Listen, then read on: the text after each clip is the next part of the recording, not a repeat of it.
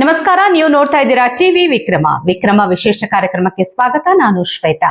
ನಮ್ಮ ಟಿವಿ ವಿಕ್ರಮದ ಎಲ್ಲಾ ಕಾರ್ಯಕ್ರಮಗಳಿಗೆ ನಿಮ್ಮ ಪ್ರೋತ್ಸಾಹ ಇರಲಿ. ಹಾಗೆ ಇನ್ನು ಯಾರೆಲ್ಲ ನಮ್ಮ TV Vikrama digital channel subscribe ಮಾಡಿಲ್ಲ, ತಪ್ಪದೇ ಸಬ್ಸ್ಕ್ರೈಬ್ ಮಾಡಿ. ಬಿಜೆಪಿ ಸರ್ಕಾರವಿದ್ದಾಗ ಕಾಂಗ್ರೆಸ್ ಅಧಿಕಾರಕ್ಕೆ ಬರುವುದಕ್ಕೆ ಇನ್ನಿಲ್ಲದ ಹೋರಾಟ ಮಾಡಿತು.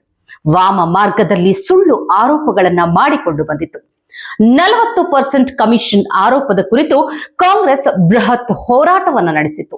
ಅಷ್ಟೇ ಅಲ್ಲ, ಕಾಂಗ್ರೆಸ್ 2023ರ ವಿಧಾನಸಭಾ ಚುನಾವಣೆಯಲ್ಲಿ 5 ಗ್ಯಾರಂಟಿ ಯೋಜನೆಗಳನ್ನ ಘೋಷಣೆ ಕೂಡ ಮಾಡಿತು. ಊಹೆಗೂ ಮೀರಿ ಗೆಲುವನ್ನ ಸಾಧಿಸಿದ ಕಾಂಗ್ರೆಸ್ ಅಧಿಕಾರಕ್ಕೆ ಬಂದ ಮೇಲೆ ಸಾಧಿಸಿದ್ದು ಏನು ಅಂತ ನೋಡಿದ್ರೆ ಹಗರಣ ಹಗರಣ ಹಗರಣ. ಕಾಂಗ್ರೆಸ್ ಅಧಿಕಾರಕ್ಕೆ ಬಂದ ಬಳಿಕ 10 ಹಲವು ಹಗರಣಗಳು ರಾಜ್ಯದಲ್ಲಿ ದೊಡ್ಡ ಮಟ್ಟಿಗೆ ಸದ್ದು ಮಾಡುತ್ತಿವೆ. ವಾಲ್ಮೀಕಿ ಅಭಿವೃದ್ಧಿ ನಿಗಮದ ಅವ್ಯವಹಾರದ ಕುರಿತು ಒಬ್ಬ ಸಚಿವರು ಮಂತ್ರಿಗಿರಿಗೆ ರಾಜೀನಾಮೆ ನೀಡಿದ್ರು. ಅಲ್ಲದೆ ಮೂಡ ಹಗರಣ ರಾಜ್ಯದಲ್ಲಿ ದೊಡ್ಡ ಸಂಚಲನವನ್ನೇ ಸೃಷ್ಟಿಸಿತ್ತು. ಈ ಹಗರಣದಿಂದಾಗಿ ಮುಖ್ಯಮಂತ್ರಿ ಸಿದ್ದರಾಮಯ್ಯ ಅವರ ವಿರುದ್ಧ FIR ಸಹ ದಾಖಲಾಗಿದೆ. ಆದರೆ ಪಕ್ಷದವರೇ ರಾಜೀನಾಮೆ ಕೇಳ್ತಾ ಇದ್ರು ಕೂಡ ಸಿದ್ದರಾಮಯ್ಯ ಮಾತ್ರ ಐ ಡೋಂಟ್ ಕೇರ್ ಅಂತಿದ್ದಾರೆ. ಮೊದಲಿಗೆ ಬೆಳಕಿಗೆ ಬಂದ ಹಗರಣವೇ ವಾಲ್ಮೀಕಿ ಅಭಿವೃದ್ಧಿ ನಿಗಮದ ಹಗರಣ. ಕರ್ನಾಟಕ ಮಹರ್ಷಿ ವಾಲ್ಮೀಕಿ ಪರಿಶಿಷ್ಟ ಪಂಗಡಗಳ ಕಲ್ಯಾಣ ನಿಗಮದಲ್ಲಿ ಭ್ರಷ್ಟಾಚಾರದ ಆರೋಪವಾಗಿದೆ. ಪರಿಶಿಷ್ಟ ಪಂಗಡಗಳ ಕಲ್ಯಾಣಕ್ಕಾಗಿ ಮೀಸಲಿಟ್ಟ ಹಣವನ್ನ ಸರ್ಕಾರ ದುರುಪಯೋಗ ಪಡಿಸಿಕೊಂಡಿದೆ. ಅದೆಂಥ ದೊಡ್ಡ ಸ್ಕ್ಯಾಮ್ ಅಂದ್ರೆ ಇದು ಅಕಸ್ಮಾತ್ ಸಾಬೀತಾದರೆ ಜೀವನವಿಡೀ ಜೈಲಲ್ಲೇ ಇರಬೇಕಾಗುತ್ತೆ ಅಂತ ವಾಲ್ಮೀಕಿ ಅಭಿವೃದ್ಧಿ ನಿಗಮದ ಅಧೀಕ್ಷಕ ಚಂದ್ರಶೇಖರನ್ ಅಂದ್ಕೊಂಡ್ರು. ಹೀಗಾಗಿ ಹೆದರಿಕೆಗೋ ಅವಮಾನಕ್ಕೋ ಆತ್ಮಹತ್ಯೆ ಮಾಡಿಕೊಂಡ್ರು. ಬಹುಶಃ ಈ ಆತ್ಮಹತ್ಯೆ ಆಗಿರ್ಲಿಲ್ಲ ಅಂದಿದ್ರೆ ಇದೊಂದು ಹಗರಣ ಬೆಳಕಿಗೆ ಬರ್ತಾ ಇತ್ತೋ ಇಲ್ವೋ. ಪಾಲಿಕೆಯಿಂದ ವಿವಿಧ ಬ್ಯಾಂಕ್ ಖಾತೆಗಳಿಗೆ ಅಕ್ರಮವಾಗಿ ಹಣ ವರ್ಗಾವಣೆ ಮಾಡಲಾಗಿದೆ ಅಂತ ಡೆತ್ ನೋಟ್ನಲ್ಲಿ ಬರೆದಿದ್ದರು. ಈ ಹಗರಣ ಸರ್ಕಾರಕ್ಕೆ ಮಸಿ ಬೆಳೆದಿತ್ತು.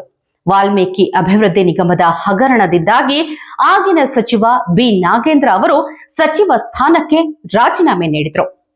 ಅಲ್ಲದೆ ಈ ಹಗರಣದ ಪ್ರಧಾನ ಆರೋಪಿ ಅಂತ ಹೆಸರಿಸಿ ಜಾರಿ ನಿರ್ದೇಶನಾಲಯ ಇಡಿ ಆರೋಪ ಪಟ್ಟಿ ಸಲ್ಲಿಸಿತ್ತು. ನಾಗೇಂದ್ರ ಆಂಧ್ರಪ್ರದೇಶ ಮತ್ತು ತೆಲಂಗಾಣದಲ್ಲಿ 18 ನಕಲಿ ಖಾತೆಗಳಿಗೆ ನಿಗಮದಿಂದ ಹಣವನ್ನ ವರ್ಗಾಯಿಸಿರೋದ್ರ ಬಗ್ಗೆ ದಾಖಲೆಗಳನ್ನ ಇಡಿ ಕೊಟ್ಟಿತ್ತು. ಇನ್ನು ರಾಜ್ಯದಲ್ಲಿ ಮೈಸೂರು ನಗರಾಭಿವೃದ್ಧಿ ಪ್ರಾಧಿಕಾರ ಅಂದ್ರೆ ಮೂಡ ಹಗರಣ ಬಹಳ ಸದ್ದು ಮಾಡಿದೆ. ಈ ಹಗರಣದಲ್ಲಿ ಮುಖ್ಯಮಂತ್ರಿ ಸಿದ್ದರಾಮಯ್ಯ ಹಾಗೂ ಅವರ ಪತ್ನಿ ಪ್ರಮುಖ ಆರೋಪಿಗಳಾಗಿದ್ದಾರೆ. ತಾವು ಶುದ್ಧ ಹಸ್ತ ಅಂತ ಇಷ್ಟು ವರ್ಷ ಯಾಮಾರಿಸಿಕೊಂಡು ಬಂದಿದ್ದಂತಹ ಸಿದ್ದರಾಮಯ್ಯನವರಿಗೆ ಮೂಡ ಸಂಕಷ್ಟ ಇನ್ನೂ ತಪ್ಪಿಲ್ಲ. ಈ ಹಗರಣದಲ್ಲಿ ಮುಖ್ಯಮಂತ್ರಿ ಸಿದ್ದರಾಮಯ್ಯ ಅವರು ಭಾಗಿಯಾಗಿದ್ದಾರೆ ಅಂತ ರಾಜೀನಾಮೆಗೆ ವಿಪಕ್ಷಗಳು ಮಾತ್ರ ಅಲ್ಲ, ಸ್ವಪಕ್ಷದವರು ಕೂಡ ಆಗ್ರಹಿಸಿದ್ರು. ಅಲ್ಲದೆ ಸಿದ್ದರಾಮಯ್ಯ ಕುರಿತು ಲೋಕಾಯುಕ್ತ ತನಿಖೆಗೆ ರಾಜ್ಯಪಾಲರು ಅನುಮತಿಯನ್ನು ನೀಡಿದ್ರು. ಈಗಾಗಲೇ ಸಿಎಂ ಸಿದ್ದರಾಮಯ್ಯ ಲೋಕಾಯುಕ್ತ ವಿಚಾರಣೆಗೂ ಹಾಜರಾಗಿದ್ದಾರೆ. ಮತ್ತೊಂದೆಡೆ ಇಡಿ ಕೂಡ ಮೂಡ ಹಗರಣ ಸಂಬಂಧ ಪ್ರಕರಣ ದಾಖಲಿಸಿಕೊಂಡು ತನಿಖೆ ನಡೆಸ್ತಾ ಇದೆ. ಇನ್ನು ಕರ್ನಾಟಕ ಭೋವಿ ಅಭಿವೃದ್ಧಿ ನಿಗಮದಲ್ಲಿ ಕೂಡ ಬಹುಕೋಟಿ ರೂಪಾಯಿ ಮೊತ್ತದ ಅವ್ಯವಹಾರ ನಡೆದಿದೆ. ಇದು ಸ್ವಲ್ಪ ತಡವಾಗಿಯೇ ಬೆಳಕಿಗೆ ಬಂದಿದೆ.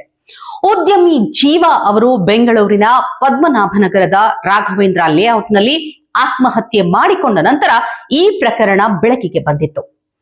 5 ಖಾಸಗಿ ಕಂಪನಿಗಳಿಗೆ ಅಕ್ರಮವಾಗಿ 34 ಕೋಟಿ ರೂಪಾಯಿ ಹಣ ವರ್ಗಾವಣೆಯಾಗಿರುವುದು ಸಿಐಡಿ ತನಿಖೆ ವೇಳೆ ತಿಳಿದು ಬಂದಿತ್ತು.